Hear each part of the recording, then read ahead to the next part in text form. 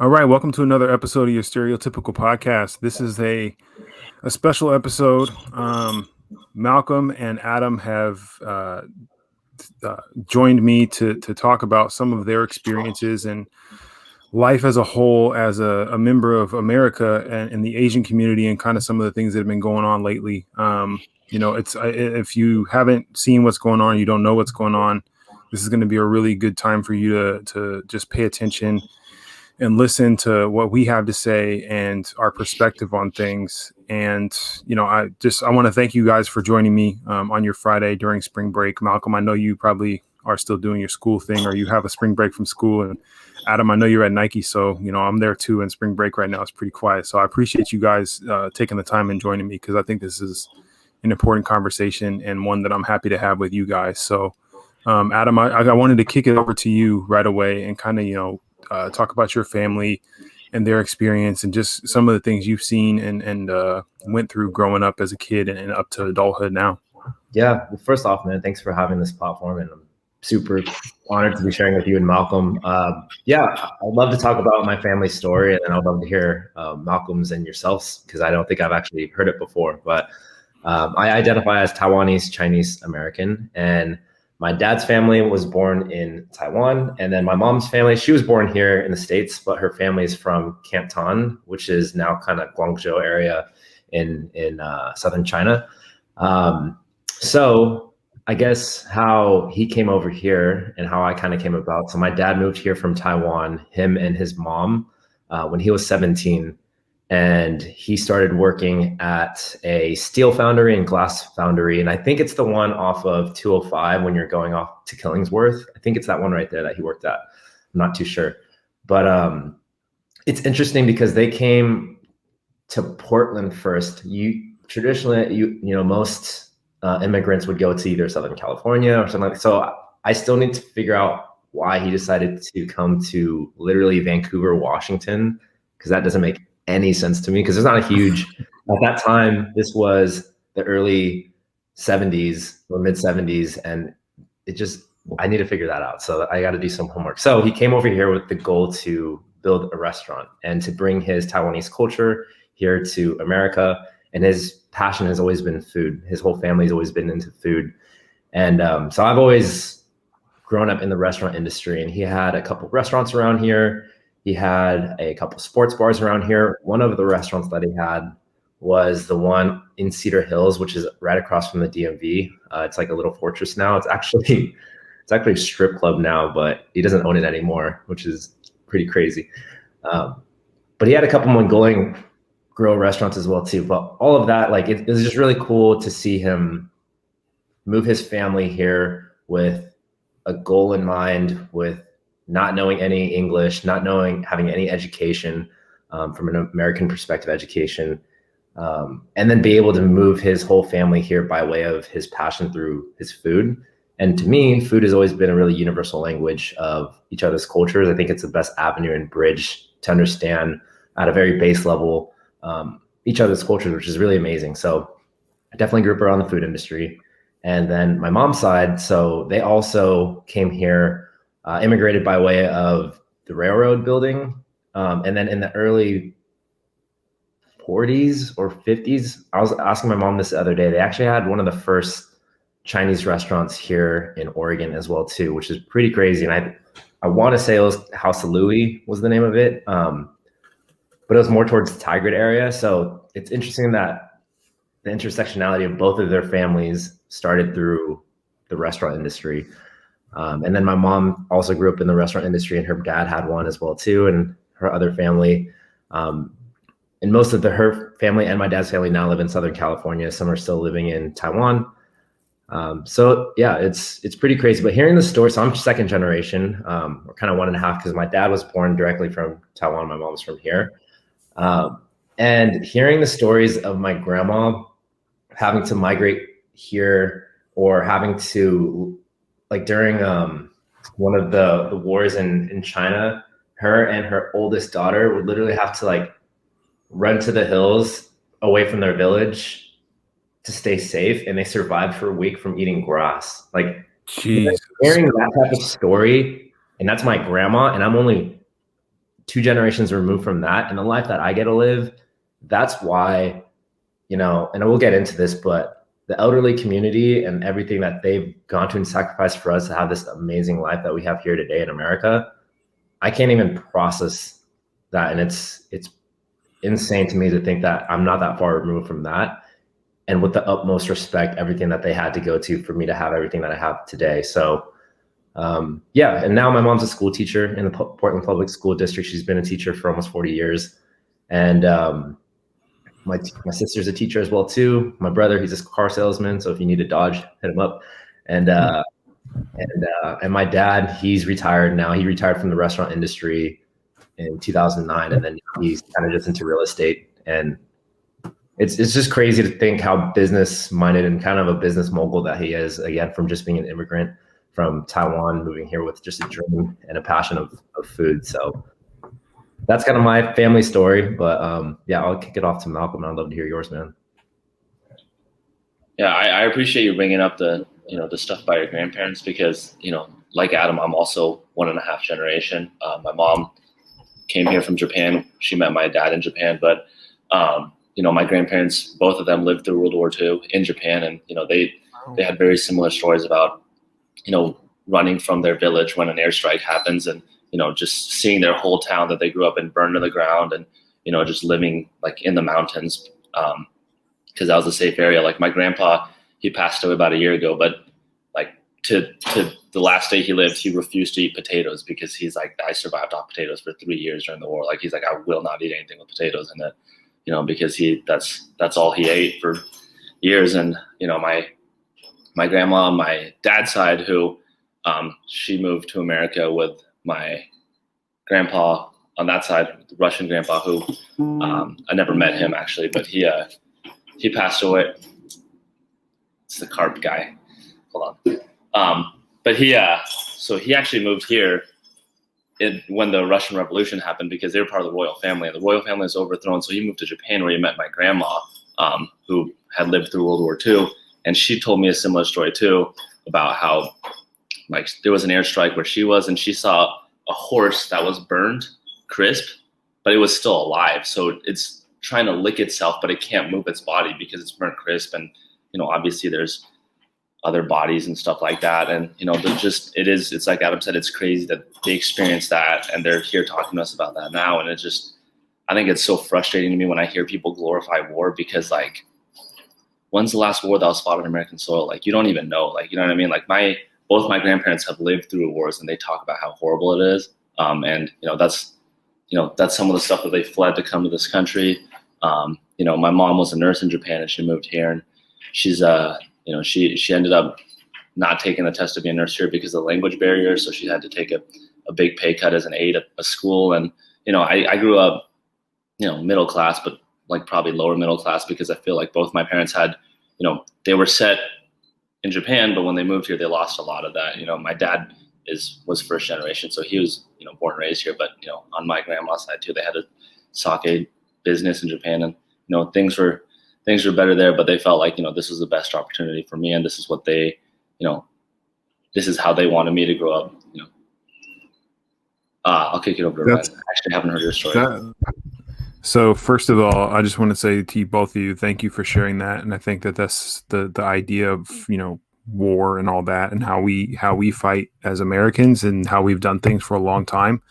People don't understand the ripple effect and the ramifications long term of some of the things that like we've done to like live this lifestyle and the things that we do in America. So thank you for being so candid about that, Malcolm, because it's not a pretty thing. And thank you as well, Adam, because it's not a pretty thing to think about that. So my family, man, it's funny we're kind of talking about this, because I traced my family's lineage last summer when I didn't have a lot going on.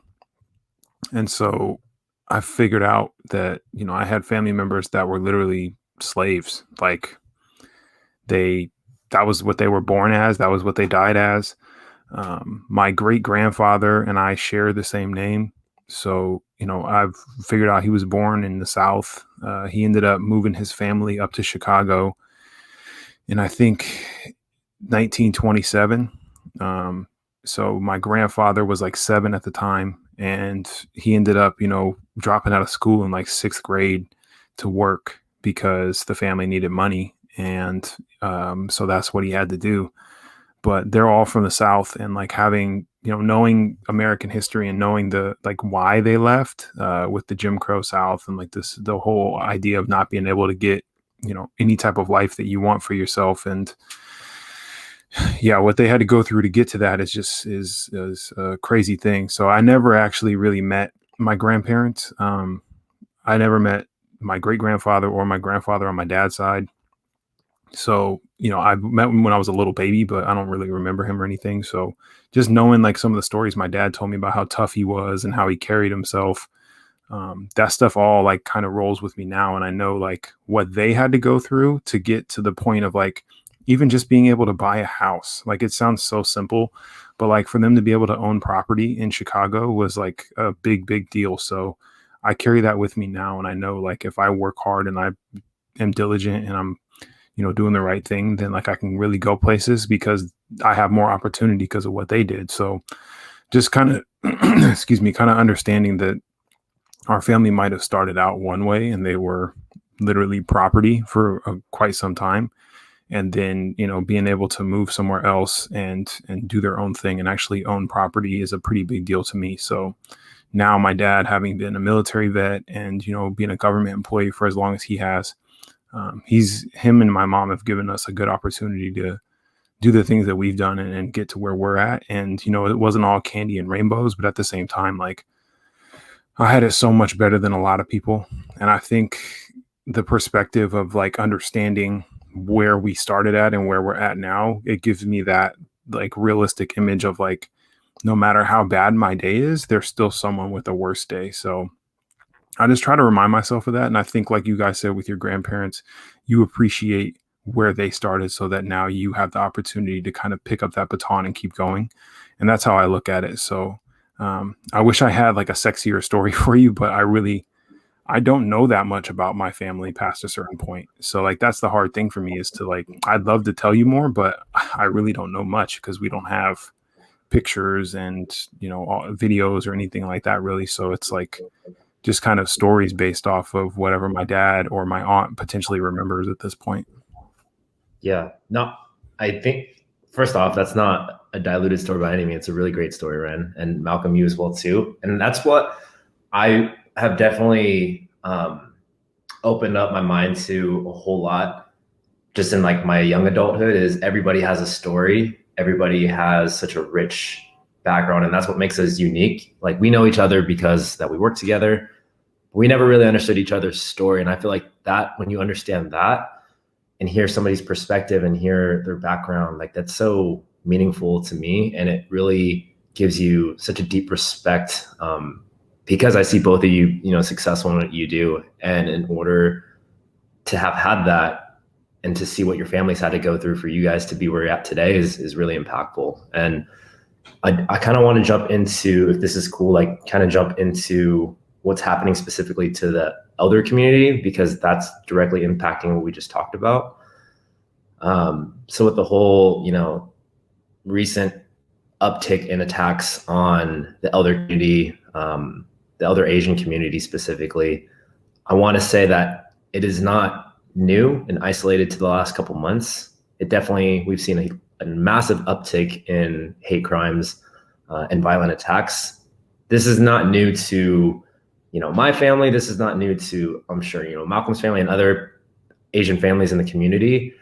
It is extremely heart-wrenching to see it all over social media, though. And I think for me, when I look at what's happening, the first filter for me is a lot of frustration, a lot of angerness. And when I peel that back, the reason for that is because we hold our elder community in such high regards. And that's not to say other communities don't hold their elderly community to high regards, but specifically the Asian community, we hold them to the highest regard. So much so that my dad still burns Chinese paper money to the heavens for my grandparents to prosper in their afterlife, because he wants them to prosper because they gave us so much and sacrificed so much for us to prosper here today.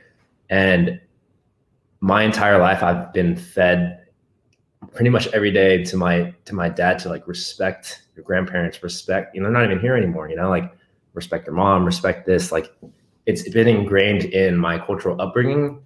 And that's why it's so personal when I see all of it being targeted towards the elderly community, and seeing all it over social media right now, because that's somebody's mom, somebody's dad, somebody's grandparents.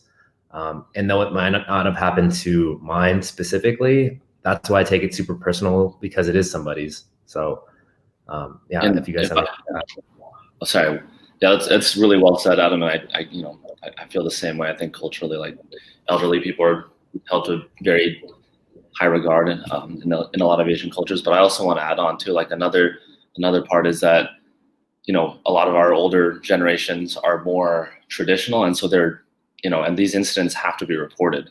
And typically, culturally, they don't report these incidents. They don't even tell family members. It's so often that these stories come out and people find out, their direct family members found out that this happened a week ago, 2 weeks ago, because they didn't want to worry anyone. They didn't want to be a burden. And I think that's also a big cultural part. Like I could completely see one of my grandparents doing something like that. My grandma fell. She's living alone now in Japan, and she fell a couple weeks ago, and she didn't tell my mom for like 2 weeks. Just stuff like that where we don't self-report. And honestly, I think culturally too, we don't put a lot of emphasis on mental health and trauma. So I think that's another reason that we're not as willing to talk about that.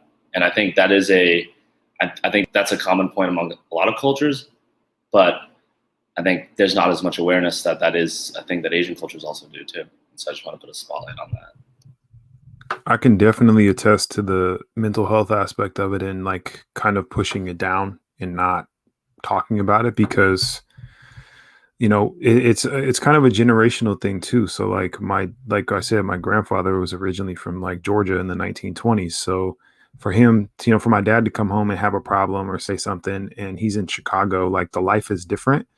And yeah, there's still tough things, but I think generationally we're hitting a point now where we're telling each other like, hey, you need to talk about this stuff. Like you need to because there's other people that have maybe shared that experience or had that same experience and can be an ally or a resource for you, versus you feeling like you're going at it alone.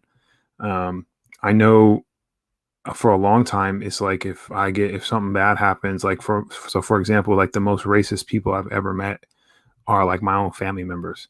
And for a long time, I'm like, I don't want to say anything because I don't want to upset my mom because it's her family. So like, I don't want her to feel bad.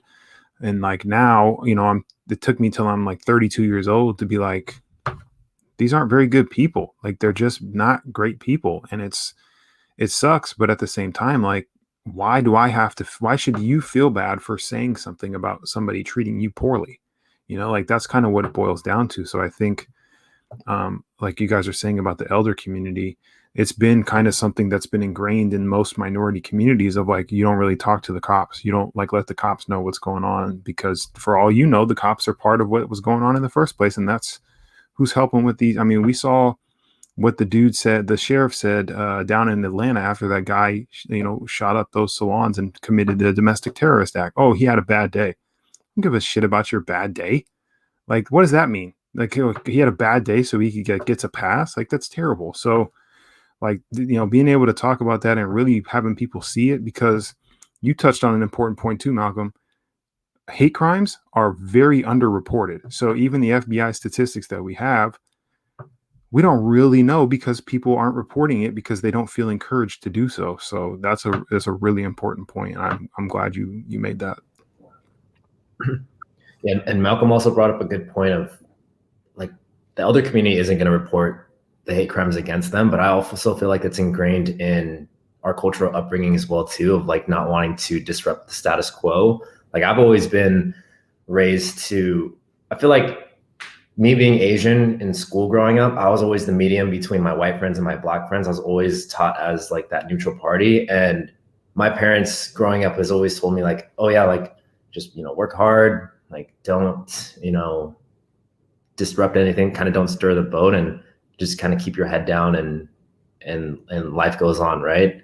So that being said, I feel like what's overlooked a lot is that cultural barrier of like, we are raised to kind of just be the neutral ground, that neutral party, not to be the loudest voice in the room out of like respect for others, and not be, not just to disrupt anything, and that's why I feel like the awareness for what's happening for the Asian community hasn't been vastly known, is because in my life, this is the first time. I know there's been a ton of social justice movements for the Asian community. In my life, this has kind of been the one where my generation, my friends, my peers have really spoken up and actually like said something instead of just breezing it over it. Like when I was in high school, like I got so many racist terms and derogatory things thrown at me, and I kind of just brushed it off.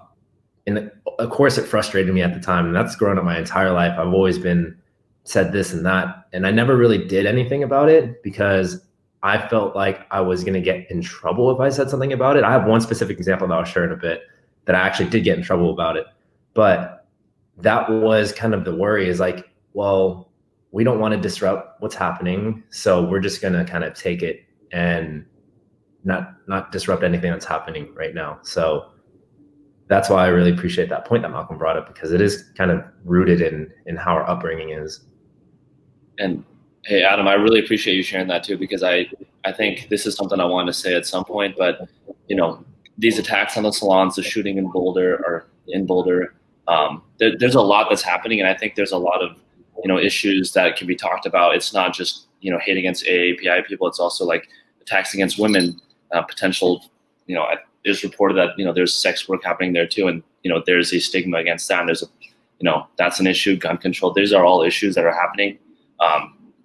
Any kind of racism, but I do think it's kind of like how Adam said, culturally and just through white supremacy, a lot of crimes against AAPI people are not reported. And so I feel like I'm going to take this space to talk about that as much as I possibly can, because I feel like a lot of times we feel like we can't take up that space. And that's part of like the oppression that we face, where it's like when we start talking about our problems, we get talked over, because that we're kind of the invisible minority. And so I do think I'm going to like use this time to unapologetically talk about those things. And I'm bringing up those other issues because I want to acknowledge that they are issues. And I do think that we need to have changes in how we view women and gun control, et cetera. But right now, like, this is a great platform for me to talk about this specific issue that I feel like doesn't get talked about enough. No, and please feel free to talk about anything you want. Like, there's no limitations or boundaries or anything. What you guys kind of touched on it a little bit. I feel like there's this like stigma almost in America, or this accepted scenario where we voice a concern or we say something. So I might say, well, what that person did or said was, a racist term or a term that's not acceptable because it's offensive. And instead of a person listening to what I have to say and taking that experience and like actually absorbing and digesting what I'm trying to tell them and why that thing was offensive, it's so much easier for them to get defensive and like try to like weaponize it and be like, no, I'm not that way. I'm not saying you're that way, but what you said or what you did implies that you're okay with that, and that's not okay. So instead of people like really taking the time to listen to each other or listen to like an experience like this, like we're having, it's easier for them to get defensive and be like, no, I'm not that way.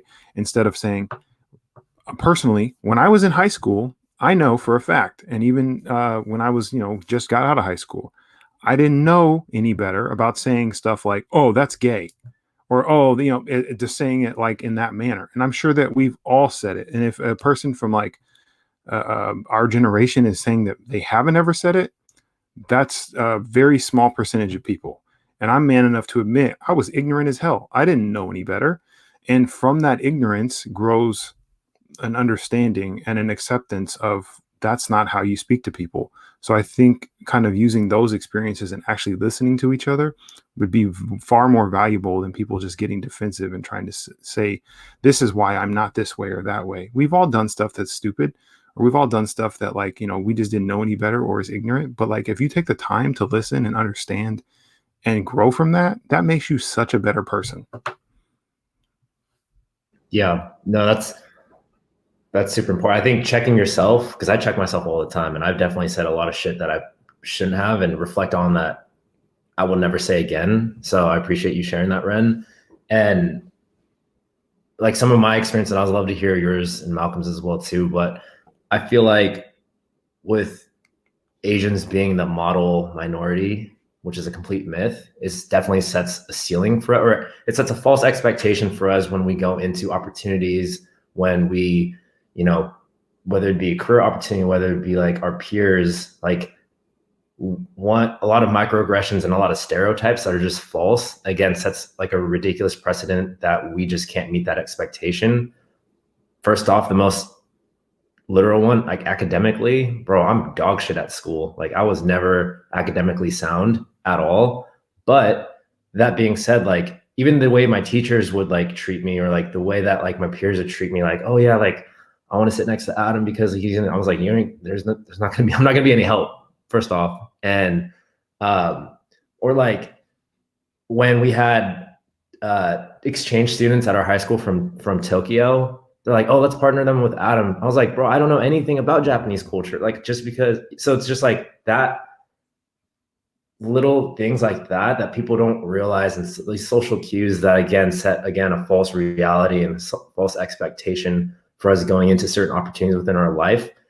It really sets us below the bar, because when I can't meet those stereotypical expectations, it's like, oh, well, Adam, I guess isn't, as good as another Asian person that I expected to be. So that's experiences that I've had my entire life. And yeah, I definitely 100% celebrate me being Asian. I love it, right?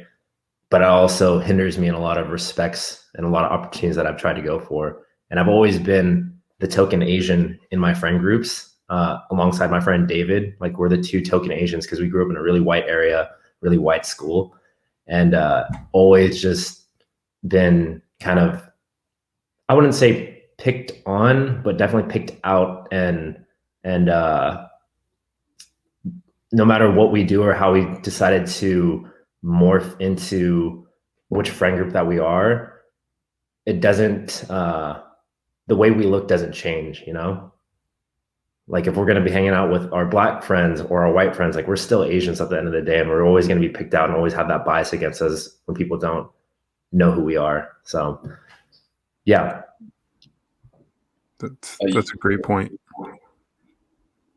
Malcolm, go ahead. I look like you want to say something. Sure. Okay. Well, I was just going to say, I feel like another part to that model minority myth too is it's, that whole phrasing is used as a tool against other people of color, right? It's used against Black people. It's used against a lot of, typically darker people that, white supremacy considers like less, so a lot of times it'll be like, well, how come you can't be like the Asians? How come you can't do this or you can't do that? And it creates this tension between the two races. And I feel like I see that a lot. Like I hate seeing people talk about, oh, well, a lot of these attacks from Asian people are coming from Black people or this and that. Like it's, again, that's just pinning us against each other. And that's not the point of any of this, right? But I feel like, that's kind of, again, it's like we're the invisible minority. We're used by white supremacy to say like, how come you can't do this? Because our culture is more palatable to white culture, right? Like it's easy for them to keep us around, but there's also like, if you look at the statistics, Asian people are actually the least likely to be promoted. We may I think we make a higher income in general, but again, that's completely split too, like between nationalities, like Japanese, Chinese, Korean people tend to earn higher, but there's people like Hmong people and Samoan, other people like that, Filipinos, they don't typically earn nearly as much. But again, I just feel like, that word is used so conveniently to like basically dismiss other people's struggles, to say like, well, if Asian people can do it, why can't you do it? But that's not really, how it works, right? And it's also proof that like it's not really working for all Asian people, just working for certain ones who may have come from a better situation too. And I don't think it's like, I wouldn't say the term Asian is offensive. However, I do think when you say someone's Asian American, there are a lot of countries in Asia. So for me, the distinction is like, okay, what part of Asia? Because if you're Japanese American, there's a complete, like you just expressed, Adam, there's a completely different culture there than if you're Chinese American or Taiwanese American. It's kind of like lumping everyone into Asian. And like the person doesn't mean it to be offensive because we've heard it so long, but like that's the same reason why like I don't like the term African American necessarily as much as I prefer black, because I would rather be looked at as like, oh, that person's black versus African American. Africa has how many countries in it? Like, what part of Africa are we talking about? Sierra Leone, Congo, South Africa, Ethiopia. You know, there's all these different places, and all those places have different customs and cultures and things that they believe. So, like for me, you know, you guys talking about Chinese culture and Japanese culture, it's such an important point because I don't want everyone to be lumped in together. Like one of the coolest things in the world, I just learned something new from Adam about lighting up money, you know, to send prosperity to to your ancestors. Like that's so cool to me. That's one of the things that I appreciate most about other cultures is all these different traditions and customs. One of the things that I think Black Americans don't necessarily have as much of is those traditions and cultures and customs because a lot of it was stripped away. So hearing that, like that excites me and that makes me happy for you because that's such a cool thing to do. And who knows? Like, I mean, a Christmas tree isn't a tradition for most of our backgrounds, but that doesn't mean we don't like Christmas trees. You know, like we all love them. They're beautiful to look at. So I think we can embrace and accept the things about everyone's different background and cultural customs and things because they're all unique and different and beautiful in their own way. Mm-hmm. And I wanted to be clear. It's the money isn't actual real money that my dad's burning to the heaven. It comes in like a huge pallet and it's really cheap. It's like thin, like really thin paper money. But no, Tyson Chang is not burning hundos up to the heavens. It's like a traditional Chinese ceremony. That's like a paper money. But no, man, I am completely agree. The more we understand each other's cultures and our differences, because man, how many times, Malcolm, have you been like, oh, are you Asian or are you like Korean? I'm like, well, first off, that's the dumbest fucking question. And I feel like a lot of people I've seen, this is mostly on Facebook, which is a toxic place to begin with. And they're like, oh, why is everybody so sensitive? And most of those people that are saying that don't have a rich cultural background or they're white. And it's not about being sensitive. It's about respecting each other's culture and in order for us to be better informed of like who we are as a person. Because yes, I'm born and raised in the Northwest, but my dad and my mom were born and raised within their culture, their Chinese and Taiwanese culture. Therefore, I'm a reflection of that. So that makes me different than my American peers that I went to school with. So it's not about sensitivity. It's about respect. It's about, perspective and ultimately awareness as well too. Like, again, we've lacked awareness within the AAPI community and the Black community, the Latinx community. All people of color have been, at a deficit of, I shared this on my Instagram the other day, but we've always been at a deficit of opportunities of, experiences, and even now staying alive, which is ridiculous still to this day. Like, if we just understand each other's stories and how beautiful our differences make us, instead of separate us, I think is so important. And Malcolm brought up a really good point too, because a lot of people want to pin the Black community against the Asian community. And I feel like it might even be purposeful of what they're sharing. Like these recent attacks have been, Black male on an older Asian woman. Like that's not the only narrative, but that's the narrative that they want to force feed us down. And when you unravel that, it really is rooted in white supremacy. It's rooted against two oppressed groups that have been pinned against each other, that have been, having to fight for equal rights our entire generation ever since we migrated here. Therefore, that's why when we attack each other, it's like white supremacy wins. Like that's exactly what we want them to do. We want them to fight each other and in order for them to get an equal playing field, which is not even close to happening right now. No, not at all. And I think that's a really important point because even within communities, I think we get pitted against each other. So we'll see examples, and like a lot of the reading that I do is Black American history, And there's examples of like, oh, well, this person, it's called passing, right? So if you're like very light skinned like me, oh, you might be able to pass for white. So there's people that will do it. And traditionally or like historically, the people that do try to do that will like have this sense of superiority and, oh, they're better.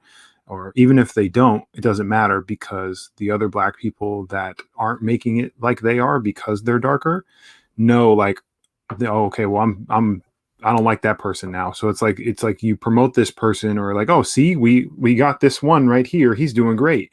And then everybody else is pissed off. And it's like, it's not that person's fault that they're being used as a pawn in this bigger game that's going on. And these conversations and like these groups right here, people need to start getting their shit together because we're getting ours together and like we're on the same page. And I haven't spoken to one of my friends who's a minority yet who's not like fed up with this shit. Like I haven't had a conversation with one person who's like, it'll blow over. Like we've seen this before. We've seen this playbook, like it's not this surprise. It's the same thing over and over. I mean, Asian people have been depicted in these terribly stereotypical ways in books and in American culture for quite some time. I mean, we had this uproar about the Dr. Seuss thing, and it's like, you're mad that people want to get rid of a book that depicts them and their ancestors as these caricatures, which is no different than someone dressing up in blackface and parading around on stage. It's the exact same thing. So I don't understand it. And I will say too, I think people really brush over this point of like internment camps during World War II. I think people need to do a little bit more digging in how we've treated Asian people from the second that the first person who was Asian got here. When we had a big influx of Chinese immigrants in the 1800s, helping build the railroads and all that, how they were depicted all the way up until now. People need a serious crash course in history and how we've treated people who come here who definitively look different. Because if you're Italian or if you're Irish or if you're Polish, eventually you're going to blend in enough to where nobody's going to know the difference. And like, oh, you're Polish, that's cool. But like, we can't do that the same way that they can, and maybe let's say, okay, I am like, maybe I pass. I would never want to, because at the end of the day, that's not acknowledging that like half my family exists. And America makes the decision of who you are long before you ever have the chance to. So, the day you're born, that's, oh, you're black, oh, you're Asian, even though you're Chinese or Japanese or Korean. So there's definitely some things that need to change in that aspect because we look at each other too definitively based off of our race. And I love that you brought that up, Ren, because not to plug another podcast on this podcast, but there's a podcast called Scene on Radio, and it's by Duke University. And there's one season is about seeing white, and it goes through basically the history of how, race was constructed. And it talks about the Asian American experience a lot too, which I really appreciate because I feel like that one's overlooked. And, one of the big points was after the railroads were built, there was a massive influx of Chinese people, and they weren't allowed to bring their wives. They weren't allowed to bring women. Like only men were allowed to come to work. And that was, that was the first time where like they started to try to emasculate Chinese men because they noticed that white women were shacking up with Chinese men. And obviously they don't want that to happen. So, that's like, was kind of the starting point on this whole like, movement of emasculating Asian men. Because I think, Adam, you can probably relate, but like how often growing up did you hear like, oh, I don't like Asian guys? Like, you know what I mean? Like that was such a common narrative. While Asian women are like hypersexualized, right? It's like the complete opposite. And I think other races can also experience that. I know there was a lot of like attempted emasculation against Black people and hypersexualization of Black women as well too. But I thought that podcast is great. You should definitely give that one a listen because it's really eye-opening to see how a lot of that works. And also shortly after, those Chinese men started their own businesses, and then there was that massacre in San Francisco, and then there was a plague that was blamed on Asian people then too. So we're really basically going through the exact same thing that happened 100 years ago. It's crazy to think about how little progress has really been made. Yeah, I always find it interesting when people say that this whole like pandemic thing, oh, this is unprecedented. This is never like, have you Do you have a clue? Like the pandemic of 1918 is like the influenza outbreak, pretty much the same thing. And it's ironic that we call it Spanish flu because if you look at it, it started at like an army base in like Kentucky, I believe, is where the first known case was. And then, oh, let's send all these troops over to Europe, even though some of them are sick. They'll be fine. Good job, guys.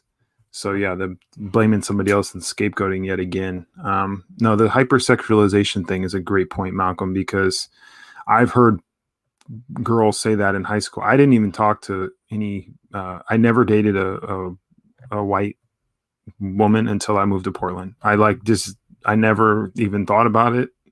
Never crossed my mind. And then like I moved here and I was like, okay, I think this is okay. But like I had always heard like girls say like, oh, I don't like black guys. And I never thought like that's a bad thing. I was just like, oh, okay, they don't like black. Like now as an adult, I'm like, you don't even know that person. That person could be your soulmate and you have no idea. But because they're Asian or black, you're like, no, I'm good. Doesn't make any sense.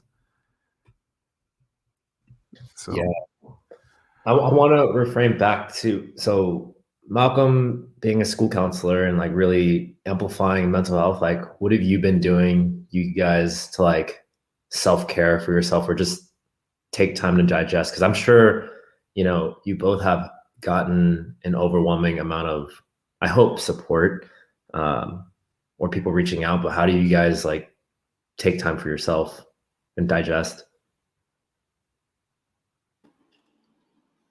I appreciate you bringing that up.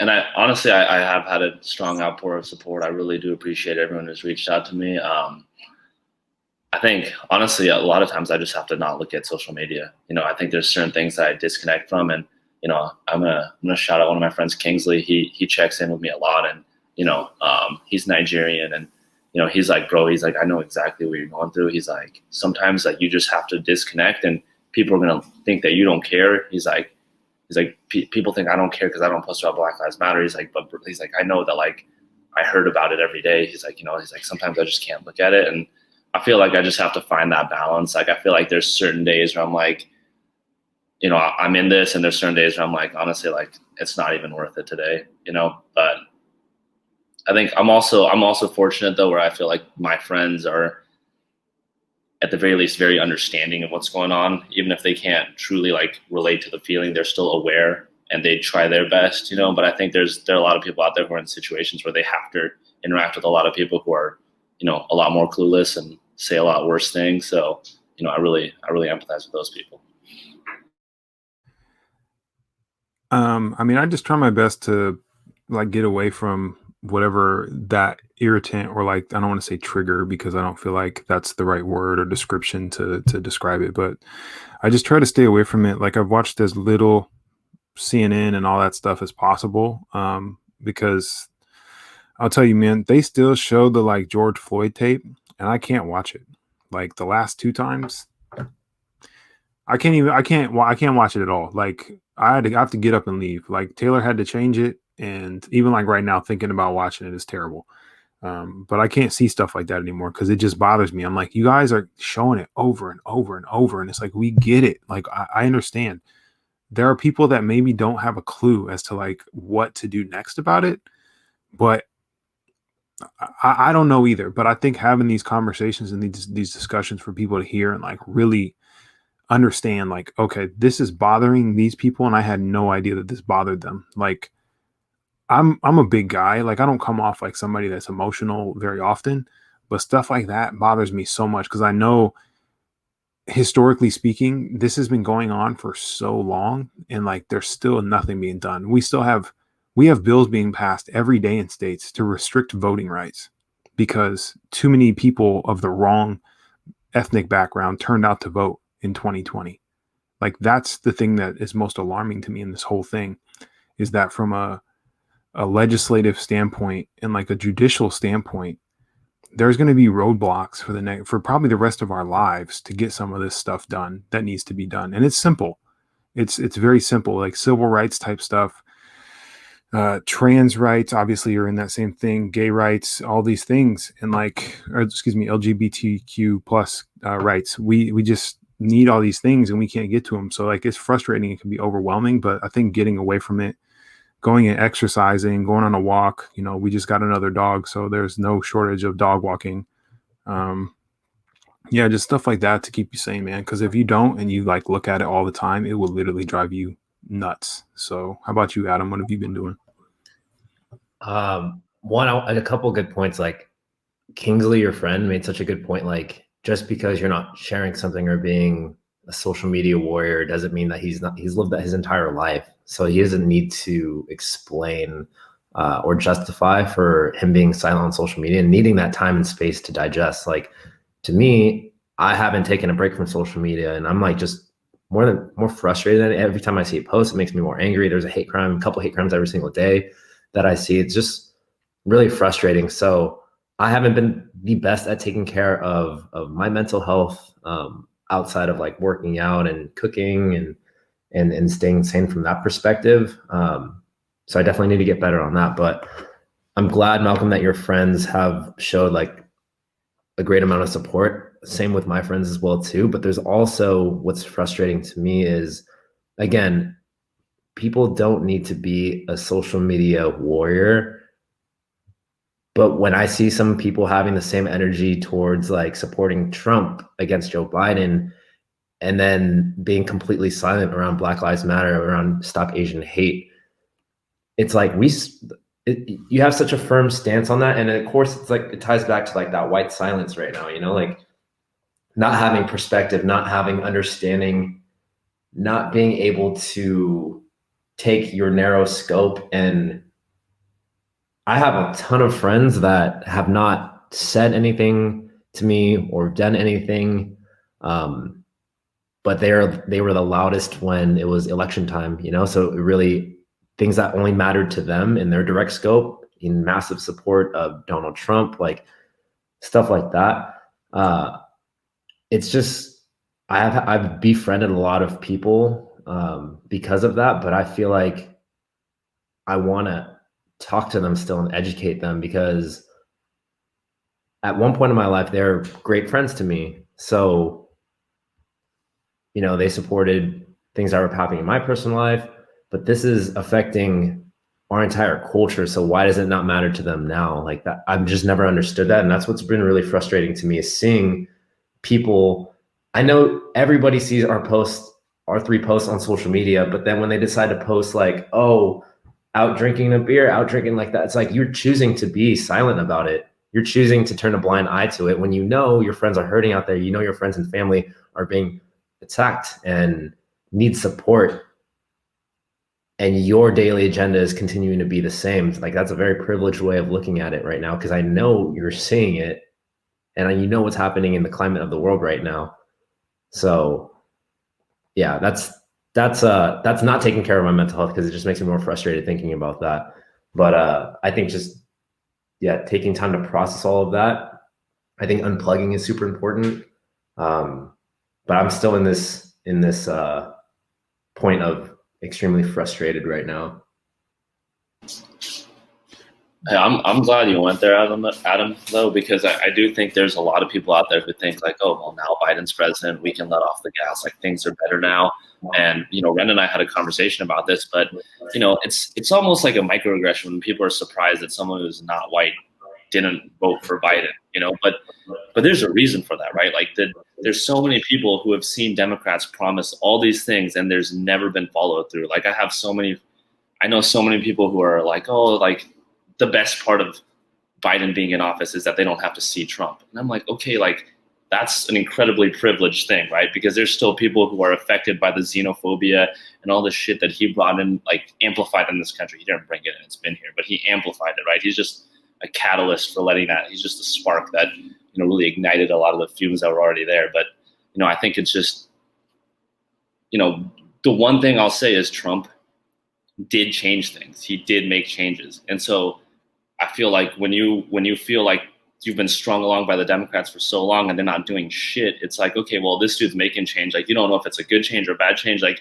I can't relate, but I can understand why certain people chose not to vote for Biden and vote for Trump, because, you know, Biden thought he was going to get all the minority votes and he didn't really get that many of them. He actually didn't get a lot of like Latin American votes and stuff like that. And I think, you to me, it feels like that's why, because it just, people think you're voting against your self-interest, but when you don't see shit happening, like what the hell am I voting for, right? It's like, and that's the frustrating part, is like right now I just feel like, they need to put the foot on the gas more. I agree with that 100%. That's the hard part for me with this two-party system, is it's like you have people that are independents. So like, let's say a Bernie Sanders, for example, like, I'm not saying he, would be a better president. Not what I'm saying. But what I'm saying is that if you're not a defined Democrat or Republican in 99% of the cases, you don't even have a chance to win. You can't even get a seat at the table. So suppose, 10 years from now, I decide I want to run for office as mayor of Portland, but I don't have a political affiliation. I probably could get away with that in Portland, but you can't get away with that in Texas or in California or in like Florida. So there's some of these places that they know exactly what they're doing, and they're doing it on purpose. When they put in some of these laws to suppress certain voters and certain types of voters, it's for a reason, because the only way that this stranglehold on some of these areas is going to stay the way it is if they keep it status quo. And that's the most frustrating part for me, is it's not about the presidential election necessarily. It's about your state and local officials. Like, that's who's going to make the most change for you and directly affect you and impact you. So when I see people say like, oh, voting is a waste of time, or voting is this, that, the other, I used to feel that way. I'm not going to be shy about it. I didn't vote in 2016. I didn't feel like either one of the candidates was somebody I could get excited about. I don't regret it, but if I had it to do over again, I probably would have done it different. Even though I'm in Oregon, even though we do the electoral college thing, probably would have done it. So like now in 2020, obviously that's a different scenario, but I think people, like you said, people taking the foot off the gas, like you can't let up. Like, as corny as it might sound, like you need a Mamba mentality, this shit. Like, it's not like we're going to just get it to happen overnight. Change is so slow. There's so many different things you have to make happen. And I'll put it in perspective for you. Go look when the 14th Amendment was passed and ratified in America. And the 14th Amendment gave citizenship to all Black people in America. Go look at when it was ratified and passed. I believe it was 1894. So you're not even a citizen until you're given freedom in 1863, but you're not a citizen for like 30 years, till 30 years later. So that should tell you something about how slow this process goes sometimes. And now we have the internet and all that, and people think it's going to just, bam, happen overnight. It doesn't. It's slow. It's painfully slow, but it's going to be slower if you don't get involved. And the white silence thing is the worst, because I see people posting pictures in wine country, and I got this new car, and I got this, and I got that. Your Black and Asian friends, and women too. Let's not get away from that. Women and people. There are a lot of people that are going through shit on an everyday basis. And by you keeping your mouth shut, I hope you feel good about it when you look your kids in the eye and say, I didn't do anything to help make that change happen, because you're going to have to one day. So if your kid ends up bringing home somebody who is a minority, who looks different than you and your family, and they look you in the eye and go, did you ever do anything to help with this, that, the other? What are you going to be able to say? I can look at them in the eye and say, you damn right I did. I did everything I could, and I did it in the way that I thought was best. And I can live with that. But can you live with what you end up having to tell your kids? And if the answer is no, then you should probably get your head out of your ass and start helping out, or get a glass stomach, because, this is going to change whether you want it to or not. I got two things I want to say about that. One, I think, look at what happened in Georgia when people turned out to vote, right? Like, I think that's a perfect example of why voting is so important.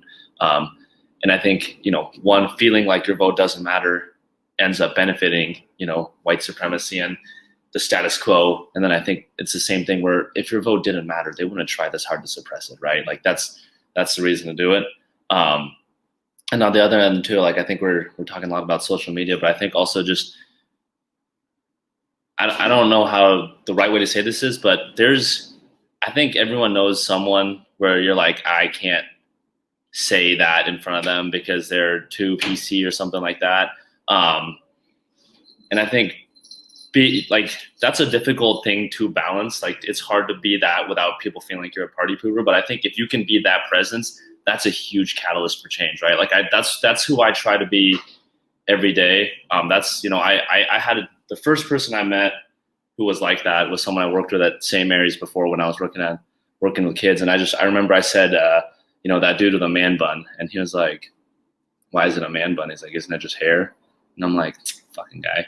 But then now I'm like, but I still like talking to him. And now I'm like, that's who I want to be. Like, I want to be able to challenge those in like a casual way that's not confrontational, but just like, make sure that people are using the correct, not even correct, just the considerate, decent, verbiage around me. And so that's the presence that I think, that's, to me, I feel like that's the best way you can go about slowly changing people is like, I like it when people at work are more considerate of like certain students' pronouns around me than they are around other people. Because I think if we're all like that, then you're going to feel like you have to use it, right? I think it's just like what I said about Trump. Like, he didn't make racism. He just made people feel comfortable being racist. So like now we all have to individually be people who like, you're uncomfortable being racist around and you're uncomfortable saying sexist, misogynistic shit around, right? I think if we can all be that kind of presence, that's gonna collectively move us back to where we were slowly. I like that point too, because whenever I hang around like you both, especially like since Malcolm and I have been driving late, like I never have to watch what I say because Malcolm and I both have respectful vernacular, but we still like joke around and it's always fun. Like I feel like in that respect, like when people are around me, they're like, oh, I need to be careful what I say. How about you just be a good person? And we can still have fun. We can still have a conversation, but maybe the things that you're saying, if you feel that way around people that are, accurate or right in the way that they say things, and maybe you're wrong, maybe you're the problem.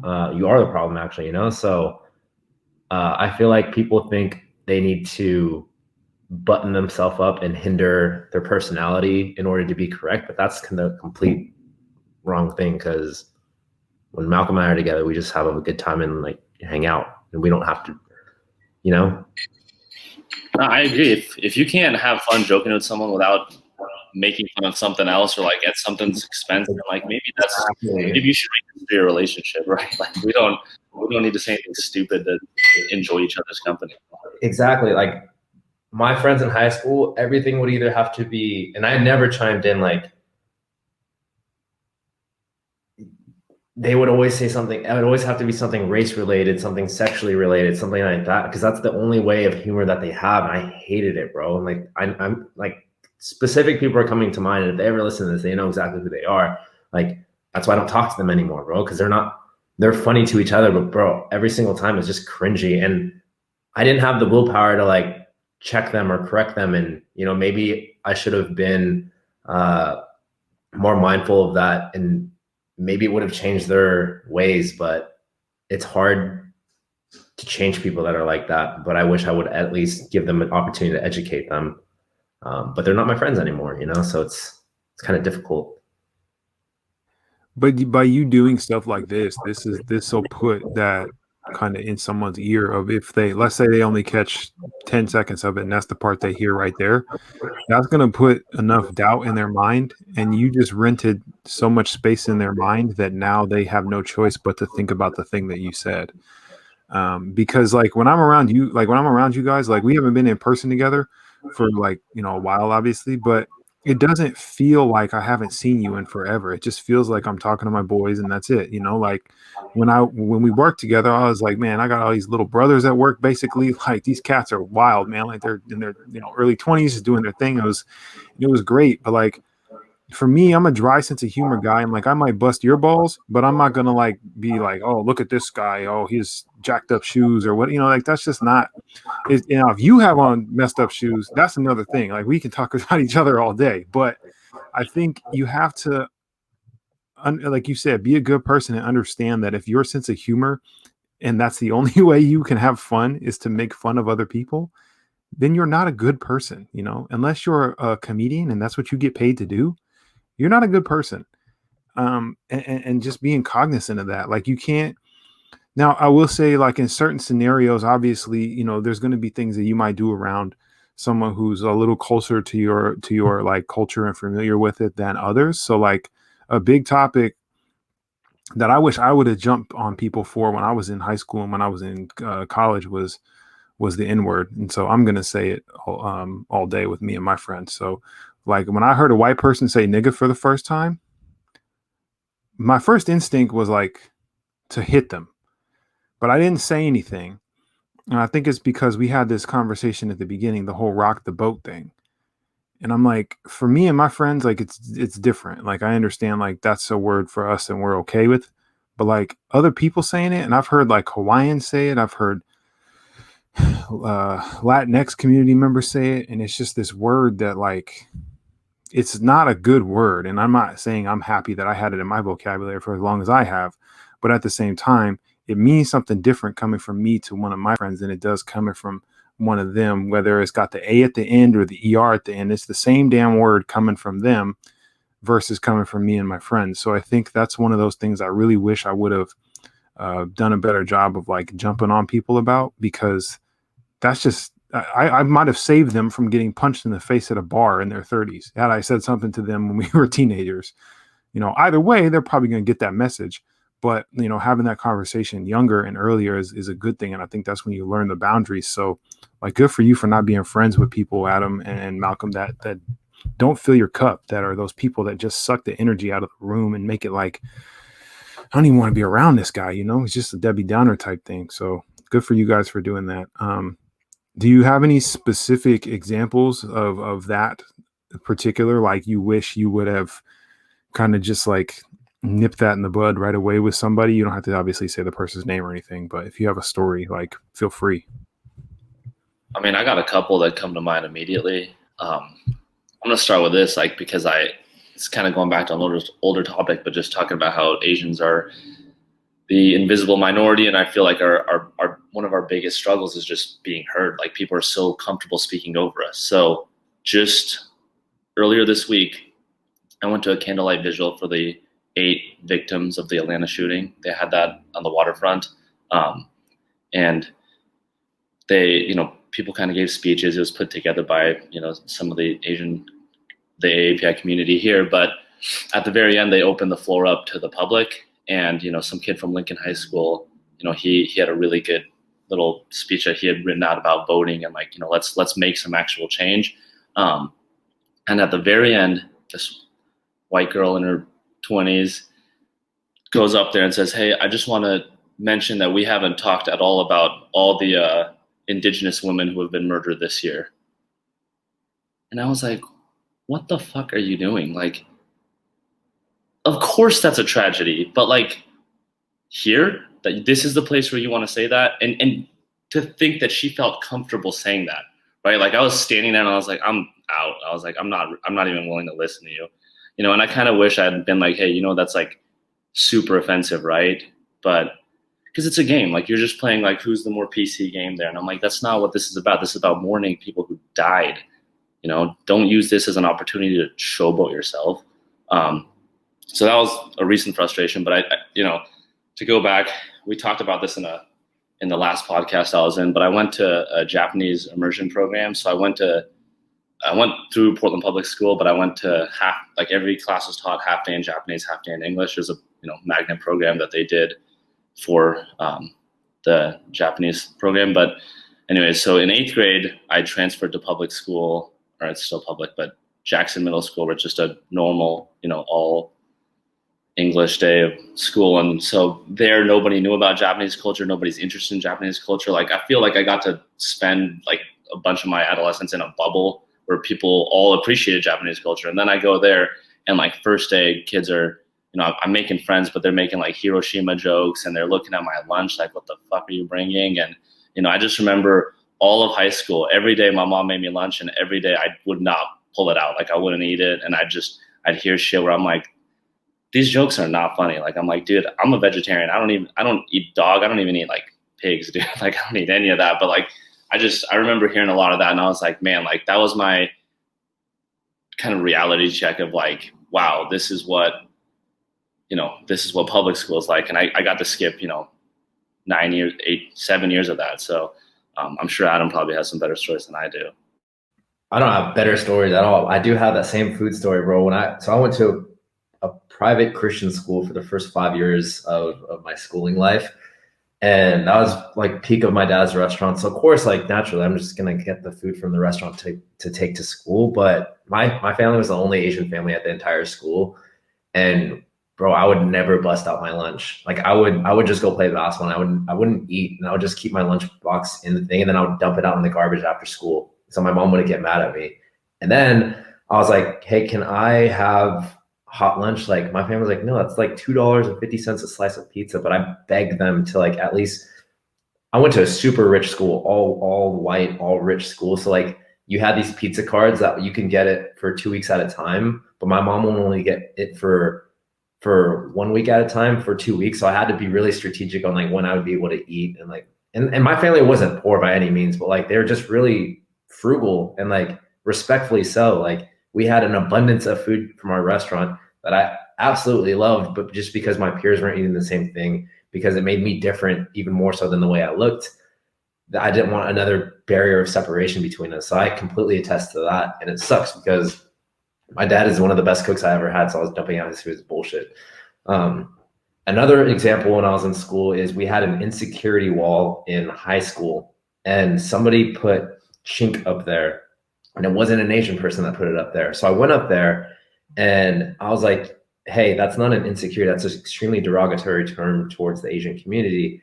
And they're like, what are you talking about? It's somebody's insecurity. I was like, that's not a fucking insecurity. I was like, are you listening? I got really pissed. And then the girl that was running it, she like brought it to the principal and was like, hey, Adam's trying to take down this is our insecurity wall. Like this is blah, blah, blah. And so then I got called to the principal office. They're like, hey, why are you trying to disrupt like what this girl is doing? Like, this is an insecurity wall. How disrespectful of you to like, and I was like, do you not understand? And they still didn't take it down. So then I ripped it down. And then I ripped it down. That's why I got in trouble for it. And I was just like, bro, are you guys that fucking blind to like realize what that is? And they are blind. Like they didn't just realize that. So that is another example. And then recent examples, like I was at Costco, and this is like midst of the pandemic, and like there's so many things that come to mind when we talk about this question. It's ridiculous. It's kind of sad actually. It's really sad actually. And like I was walking down the aisle, and this white couple looked at me and they're like, nope. And then they turned around, and I'm pretty sure it's because I was Asian. Like it wasn't, Costco doesn't have one ways. Like, and then my mom and sister walk by a skate park every single day when they go on their walk, and all the skateboarders there were like coughing at them and like saying like coronavirus towards them. And like my sister is extremely shy, and my mom is a really small Asian woman. And to have that happen to them is like, that pisses me off beyond belief. Like that's insane to me. And like another time, this is when I was younger, me and my dad were shopping, because my dad would always have to get bulk stuff for his restaurant. So he would get this huge thing of soy sauce, right? And like I use it to wash my car, and that's like it's a bucket of soy sauce, right?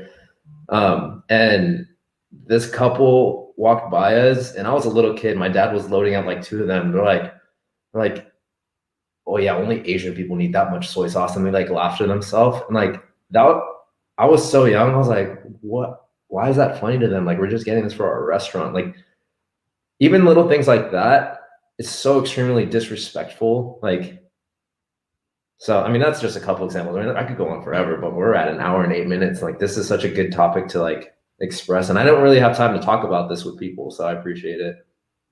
Firstly, don't ever apologize. We don't have no time limits on this thing. So, that's, thank you for feeling comfortable enough to share that. That's, I mean, both of you guys, because that's, I think sometimes we think we have to like kind of, I don't want to say suffer alone, but we think that maybe sometimes this stuff doesn't happen to other people. And I know, like, speaking from my side, man, I mean, when I was like 10, my parents sent my sister and I to Colorado for like 2 weeks. And my dad was like super fired up, like, talking to me, like telling me all this stuff. And I'm like, why is he telling me all this stuff? Like, I don't understand why he's telling, like, be careful, watch your ass. Like, you need to watch for this, you need to watch for that. And I'm like, I'm 10, dude. Like, nobody's going to bother me. So like, I go to this junkyard with my uncle and my cousin, and this dude, I have a Dennis Rodman shirt on because it's my favorite player. And this dude is just like berating me, like while they go pick some part or whatever. And he's like saying all this stuff to me and like it's super uncomfortable. So I get in the car, you know, we go back and I start crying. And like my aunt's like, what's wrong? So I tell her what happened. And then they go back to the junkyard and talk to this guy. So I think like, oh, okay, they care about me. They're looking out for me, right? Then my uncle comes back, tells my sister and I this story about how they used to see when he was a kid, he would watch this minstrel show on TV. This big fat dude dressed up in blackface, and him and his grandma would like think it's funny to call him a jigaboo and a jungle bunny and all this stuff. And like, I don't know what any of these words mean because I'm 10. So when we get back to Washington, my sister repeats these two words in front of my dad, and my dad immediately loses his shit. I've never seen him get this fired up. Like I've seen him fired up. Like I'm talking, this is a cat that would like cut somebody off in traffic because they cut him off and get out of his truck. I've never seen him this fired up. And he calls him and he's yelling and screaming and all this stuff. And I finally realized like, oh, those are bad words. Like those aren't good words.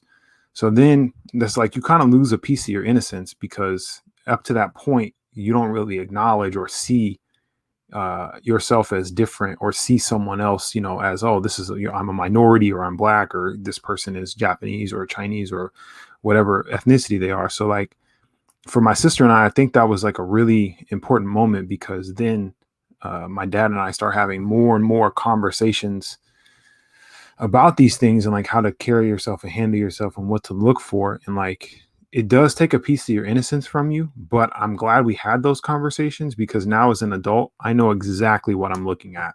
And when I see certain things, like I even tell Taylor now, I'm like, I'm not hanging out with that person ever again. She's like, why? They're so nice. And I'm like, this, and this. And then she's like, I had no idea that that stuff even meant that. Like, wow. And she's not upset about being ignorant. She's just like, I didn't know that you were feeling that uncomfortable. So I'll give you one more quick one.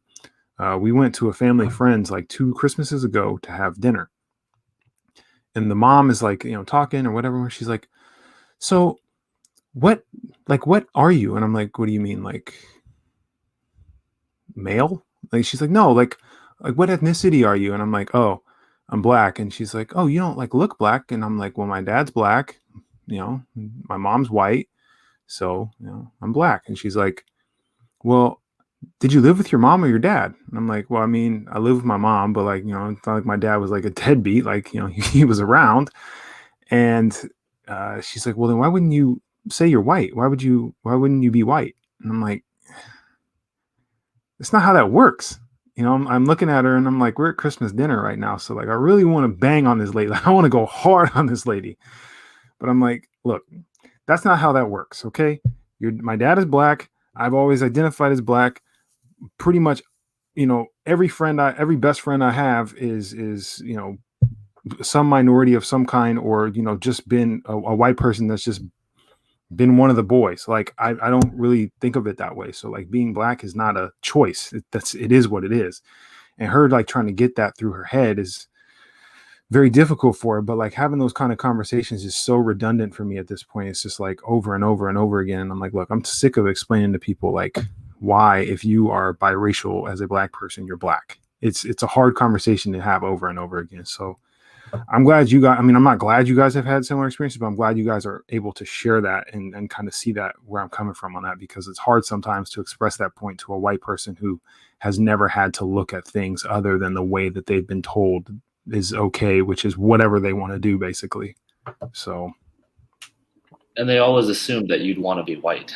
And like that shit's crazy to me too. Like I'm very proud of being Japanese. I don't want to be white. Like, I mean, I'm sure it's very nice, but like I don't want to be that. Like that shit's wild to me too. And you know, I think losing a piece of your innocence is the best phrasing I've heard about that, because it's kind of, you know, it's like I said, I feel like I was in a bubble, and that first time that, you know, I had someone make a Hiroshima joke to me, or that they, you know, were grossed out by my food and they asked me to like put it away, was, you know, I was in 8th grade. Like I feel like I got to hold on to that for longer. And so it was a big shock. You know, it's just like Adam said, for me, I would eat my lunch when I was walking. When I got off the bus to my house, it was like 300 yards, and I just stopped and I tried to eat my lunch real quick because, you know, I mean, Asian parents, you can't waste any food. Like, and my mom woke up early to make that shit for me every day, you know? like I feel like I should apologize to her about that now, you know, that like I was ashamed of the food that she cooked me, you know. Have you told her that story? No, it's her birthday today. I'm not gonna tell her today. Don't tell her today. Yeah, wait till like tomorrow. But you should tell her that story, because I think like sometimes parents don't know until you say something like that. So like when my mom, even like I tell her stuff sometimes, I'm like, like growing up, like Shelby and Ryan and like Mont were like, which are my cousins and my uncle, like they were fucking assholes, right? Like, that, like they're terrible people. Like every single chance they got, they were like bullying the hell out of me, calling me all kinds of stuff, obviously not dropping the N-word, but pretty much anything else, you name it. I mean, it's like so I hated seeing my family. Like I absolutely hated it. So now when I'm grown and I go see them, I'm like, oh, you guys are quiet now, huh? Because little Ren got big. But yeah, no, it's I hated seeing my family. So you should definitely share that with them, because they probably have no idea that even happened. So I would not today though. Let mom get her birthday in first. Well, it's kind of like, sorry, not to cut you off, Adam, but it's kind of like what you said about how when you went to Colorado and your dad had to give you all this talk on how to walk and whatever. My mom is also a small Asian woman, and she's pretty unaware of her surroundings. And I feel like I'm doing the same thing with her now, where I'm like, you shouldn't be walking here alone. Like, she volunteered at the Moda Center for like people getting inoculated, and I'm like, you need someone to walk with you to your car. Like, you don't need to be going to the grocery store alone, like all that stuff. I feel like, watch her back. Like, I feel like I'm having that talk with her now at, I won't say how old she is. She wouldn't want me to, but like, she's having to learn that at this age. Yeah, no, similar conversations with my mom, because my dad doesn't really go do anything with them. He's about to go to Shanghai, but I have to have those same conversations with my mom, and she's like, "Oh, Adam, I'm fine." She's born and raised here, so like she's experienced this her entire life, but I feel like it's a different level of like violence right now, even more so. So having those talks are tough, because it's hard for her to lose like her sense of independence and freedom. Like just going on a walk every single day, that's her thing. She walks a couple miles a day past that skate park, and like it worries me a whole lot, but she's not worried about it at all, because it's her normal. I do have to go soon, but I do want to hear from you guys, like what are like some actionable items and like ways that we could support each other or support the Asian community. And I could start if that's cool. I think one great thing that my friends started was a group text chain for people of color, and just ways that we could support minority-owned businesses. This is local to Portland, so I could share that with you guys later. And he has to pay for that monthly to send out those mass texts, which is really cool of him to do. And I'm all in support of supporting, like small local-owned businesses, but minority businesses, especially like growing up in a restaurant, it's so important that we support them and keep them alive, because they're dying right now, specifically all of the Asian owned, restaurant spots. So there's so many in Portland, and so many Black owned businesses as well too. And Latinx owned businesses, and just people of color owning businesses around here that we can support continuously. So that's one way that the community can help out the community, and then also just checking in on your friends. I think that goes such a long way. Like, you don't have to have the most heartfelt explanation. You don't have to have all, actionable items, and also don't ask for us for all the answers as well too. Because,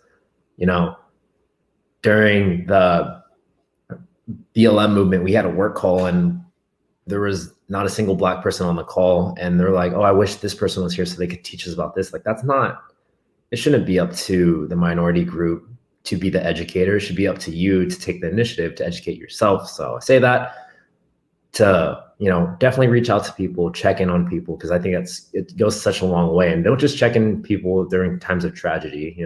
I think that says a lot as well too. Don't just show up in moments of tribulation. Show up for them every single day by showcasing that you're just an ally, being a great friend, and support minority-owned businesses around here. I think those are the two things that I've been always projecting and trying to do as well myself. That's well stated, Adam. I think a way that people can definitely help is speak up. Like, don't be silent about stuff. You never know Yeah, you might think that posting that thing on Instagram or Facebook is like silly and some of your family is going to laugh at you or say some stuff to you. But if that changes the mind or that like gets two people, just even one person to just think differently and do a little soul searching of like, man, maybe I've been that way and maybe I should change how I'm approaching this. That goes a long way because all it takes is one person. So, and I can speak from personal experience with this whole podcast. There hasn't been an episode that has been posted yet where I haven't had somebody or somebody different reach out and be like, hey, I appreciated you having this person on and their perspective. So saying something and speaking up goes a long way. It doesn't matter if it's your best friend, your brother, or a stranger. If you're at Home Depot and somebody's accosting someone, you're just going to walk by and let it happen. Well, that says a lot more about you than it says about either of those two. I know the person accosting them is an asshole, and I know the other person is being bullied. But what I know about you now is that you will not speak up and you will not fight for someone else because you have no skin in the game and you should be willing to speak up. So I would say speak up as actively, as loudly, and as intelligently as you possibly can, because that's only going to help someone else feel better about, doing the same thing and passing that on to the next generation. So leave no safe spaces for white supremacy, right? Don't let anyone feel comfortable with that anywhere. But I think the two of you nailed it. I think that those are the biggest things, and I think just let people know that you're an ally in any way that you can. It's Ren kind of touched on just how it gets exhausting, and I can totally relate, Adam, to your experience about being in a storm, being like, oh, are people reluctant to approach me? Are you, when I walk by you, are you putting on your mask because I'm walking by you because I didn't see you do that earlier? Just those things eat at you daily. Like you think about those things all the time. It was mind blowing to me when I had someone tell me like they didn't really think about the fact that they were white until recently because it's been pushed in their face. I'm like, I thought about the fact that I was Japanese every day of my life, And so I just think whatever relief you can give them, be a little extra patient with, someone who's struggling. Whatever you can really do that makes their day a little bit better, like I guarantee they need it. Yeah, really well said. That's well said, Malcolm. All right, so we'll probably wrap it up here, but I wanted to take the time. Thank you guys again for joining me on this. Like this has been even better than I expected it to be. I've been talking about this for the last 2 or 3 days with Taylor, so thank you guys for jumping on and doing this. And if you're listening out there and you have any questions or follow-up or you want to know more about our experiences, I've had, on the video here for YouTube, I have our socials at the bottom. You can find Adam Chang, Adam Chang 23 on Instagram, and you can find Malcolm at Malcolm Simonoff on Instagram. And if you need that, I'll have it in the description and everything. And then obviously your stereotypical podcast. So this episode is titled Walk With Us. I think it's a great title, walk in somebody else's shoes, but walk alongside us and let us give you a tour and a journey of what we, have gone through and done. So thank you guys for being a part of this. I really appreciate it. You guys have any final words before we get out of here? No, man, I just thank you. Malcolm and I so respectful each other. No, first off, thank you for letting us share our stories on your platform. And thank you for creating this platform. And I know Malcolm and I both enjoyed being featured on our individual one, but the fact that we got to come together, share what's happening, share our personal experience as well too, and ways that we can stand together in solidarity has been really refreshing. So I have fresh energy, a lot of optimism. So thank you for this platform, man. Yeah, I just want to mirror everything Adam said. I appreciate being able to talk about this here. And, I think we're both trying to tell our stories so other people don't have to, who might not feel as comfortable or who feel like they don't have those spaces. So, whatever we're going through, I guarantee you there's a lot of people who are going through that too. That's well stated, guys. Thank you again. If you don't know where to find us on socials, it's your stereotypical podcast for everything. So find us there. And, these guys are our family here. So the stereotypical podcast family is tried and true and has a lot of great people in it. So I'm honored to have these two gentlemen with me. I hope you guys have a great weekend, and I hope that you guys out there listening absorb something and get something out of this episode, because we put a lot out there that we might not normally. So thank you for tuning in and being a part of it, and we appreciate you.